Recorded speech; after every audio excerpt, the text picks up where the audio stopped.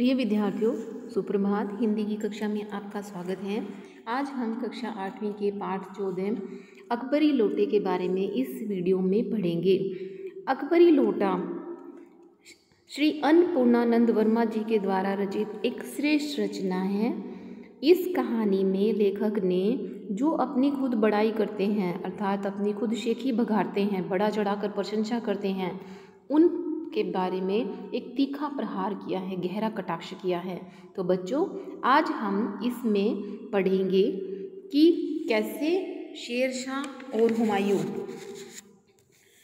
जो थे उन्होंने कैसे जो है इस एक ऐतिहासिक घटना का रूप इस लोटे को दे दिया और ये अकबरी लोटे के नाम से प्रसिद्ध हुआ। तो बेटा, लाला झाऊलाल को खाने पीने की कमी नहीं थी। काशी के ठठेरी बाजार में मकान था। नीचे की दुकानों से 100 रुपये मासिक के करीब किराया उतर आता था। अच्छा खाते थे और अच्छा पहनते थे, पर 250 रुपये तो एक आंख सेकने के लिए भी न मिलते थे, अर्थात उनके पास इकट्ठे पैसे देखने को कम ही मिलते थे। इसलिए जब उनकी पत्नी ने एक दिन अचानक 250 रुपये की मांग की तो उनका जी एक बार जोर से सनसनाया और फिर बैठ गया। तो उनकी यह दशा देखकर पति ने कहा, डरिए मत, आप देने में असमर्थ हो तो मैं अपने भाई से मांग लूँगी। क्योंकि जब उसने अपने पति से पैसे मांगे, क्योंकि आज तक उसने अपने पैसे मांगे ही नहीं थे अपने पति से, तो जब वो देने में लगा कि ये देने में आनाकानी कर रहे हैं, तो वो कहती है कि मैं अपने भाई से जो है पैसे मांग लूँ। तो लाला झाऊलाल जो है अपनी पत्नी की इस बात को सुनकर तिलमिला उठे। तो उन्होंने रोब से कहा, अजी हटो, 250 रुपये के लिए भाई से भीख मांगोगी? मुझसे ले लेना। तो लेकिन मुझे, पत्नी कहती है, मुझे इसे ज़िंदगी में चाहिए, इसी सप्ताह में ले लेना। तो सप्ताह का आपका तात्पर्य 7 दिन से है, अर्थात 7 वर्ष से। तो उसकी पत्नी को विश्वास नहीं होता कि वो जो है उनको पैसे दे देंगे। तो लाला झाऊलाल ने रोब के साथ खड़े होते हुए कहा, आज से 7वें दिन मुझसे 250 रुपये ले लेना। लेकिन जब 4 दिन ज्यों के त्यों में यूं ही बीत गए और रुपयों का कोई प्रबंध न हो सका, तब उन्हें चिंता होने लगी। प्रश्न अपनी प्रतिष्ठा का था, अपने ही घर में रखी अपनी साख का था। तो देने का पक्का वादा तो कर लिया उन्होंने अपनी पत्नी से, पर अगर वो सोचते हैं मन ही मन में, अगर वो नहीं दे सके तो वो क्या सोचेगी उनके बारे में, तो उसकी नज़रों में उसका क्या मूल्य रह जाएगा। तो अपनी वाहवाही की सैकड़ों गाथाएं जो है वो सुना चुके थे कि मैंने ऐसे किया वैसे किया। लेकिन जब अब उनको पहली बार ज़रूरत पड़ी है, उन्होंने मांग लिया, तो कहते हैं उसने जब मुंह खोल के कुछ रुपए मांगे, तो इस समय अगर मैं चुपचाप यहाँ से भाग गया तो फिर उसे मैं क्या मुँह दिखलाऊँगा। तो बेटा आगे देखो कि एक दिन ऐसे ही करते बीत गया। 5वें दिन घबरा कर उन्होंने पंडित बिलवासी मिश्र को अपनी ये सारी विपदा सुना दी। तो संयोग कुछ ऐसा बिगड़ा था कि बिलवासी जी भी उस समय बिल्कुल खुक थे। खुक का अर्थ है खाली थे, उनके पास कोई भी पैसा नहीं था। तो उन्होंने कहा, मेरे पास है तो नहीं, पर मैं कहीं से मांग जांच कर लाने की कोशिश करूँगा, और अगर मिल गया तो कल शाम को तुमसे मकान पर मिलूँगा। तो वही शाम आज थी, हफ्ते का अंतिम दिन। कल 250 रुपये या तो गिन देना है या सारी हेकड़ी जो कहता है कि अपनी शेखी अपनी बड़ाई करता था, उससे हाथ धोना है।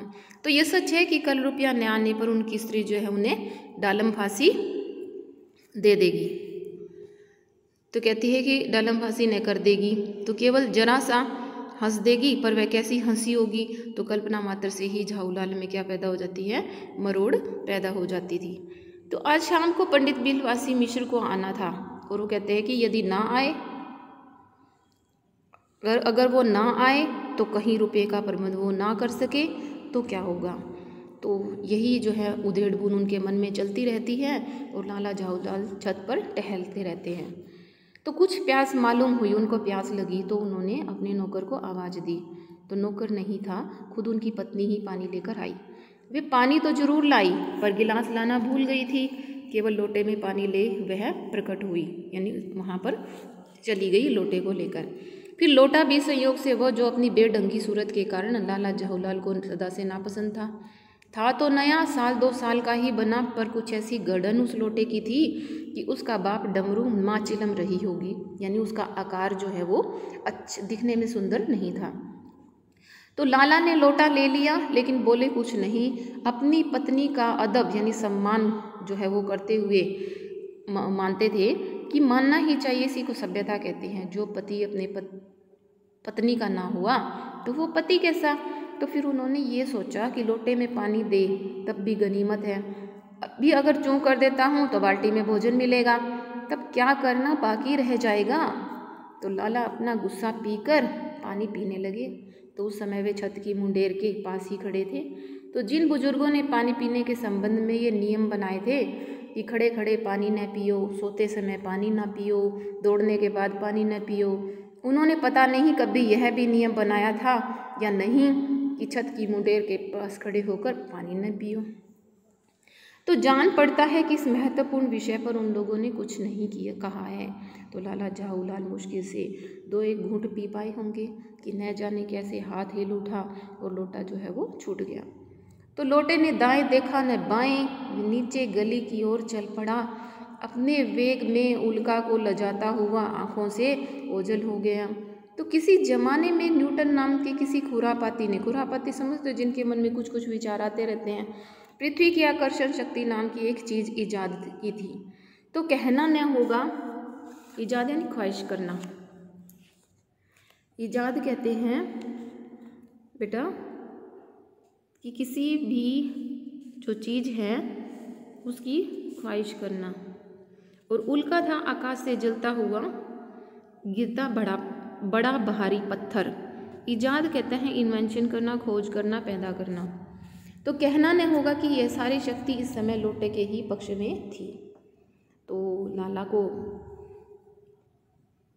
काटो तो बदन में खून नहीं, ऐसी चलती हुई गली में ऊंचे तिमंजले से भरे हुए लोटे का गिरना हंसी खेल नहीं। यह लोटा न जाने किस अनधिकारी के झोंपड़े पर काशीवास का संदेश लेकर पहुंचेगा। कुछ हुआ भी ऐसा ही। गली में जोर का हल्ला उठा, यानी जब ऊपर से इतनी ऊंचाई से लोटा नीचे गिरा तो गली में जोर से शोर मचने लगा। तो लाला झाऊलाल जब तब दौड़कर नीचे उतरे, तब तक एक भारी भीड़ उनके आंगन में घुस आई। लाला झाऊलाल ने देखा, इस भीड़ में प्रधान पात्र एक अंग्रेज है जो नखशिख से भीगा हुआ है, यानी ऊपर से नीचे तक वो गीला हो गया था, एकदम गीला, जो अपने एक पैर को हाथ से सहलाता हुआ दूसरे पैर पर नाच रहा है। तो उसी के पास अपराधी लोटे को भी देखकर लाला झाऊलाल जी ने फौरन 2 और 2 जोड़कर स्थिति को समझ लिया।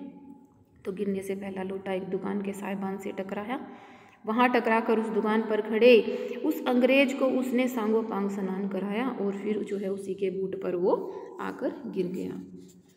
तो उस अंग्रेज को जब मालूम हुआ कि लाला झाऊलाल ही उस लोटे के मालिक हैं, तो उसने केवल एक काम किया, अपने मुंह को खोलकर खुला छोड़ दिया। लाला झाऊलाल को आज ये मालूम हुआ कि अंग्रेजी भाषा में गालियों का ऐसा प्रकांड कोश है। इसी समय पंडित बिलवासी मिश्र भीड़ को चीरते हुए आंगन में आते दिखाई पड़े। तो उन्होंने आते ही अपना पहला काम ये किया कि उस अंग्रेज को छोड़कर और जितने भी आदमी आंगन में घुस आए थे उनने क्या किया, सबको बाहर निकाल दिया। फिर आंगन में कुर्सी रखकर उन्होंने साहब से कहा, आपके पैर में शायद कुछ चोट आ गई है, अब आप आराम से कुर्सी पर बैठ जाइए। तो साहब बिलवासी जी को धन्यवाद देते हुए बैठ गए और लाला झाऊलाल की ओर इशारा करके बोले, आप इस शख्स को जानते हैं? तो कहते हैं बिल्कुल नहीं, और मैं ऐसे आदमी को जानना भी नहीं चाहता जो नीरी राह चलतों पर लोटे के वार करे। तो बेटा ये हमने इसका जो अकबरी लोटा था उसका भाग 1 पढ़ा है। हम अगले भाग में, अगली वीडियो में इसके भाग 2 के बारे में पढ़ेंगे। धन्यवाद।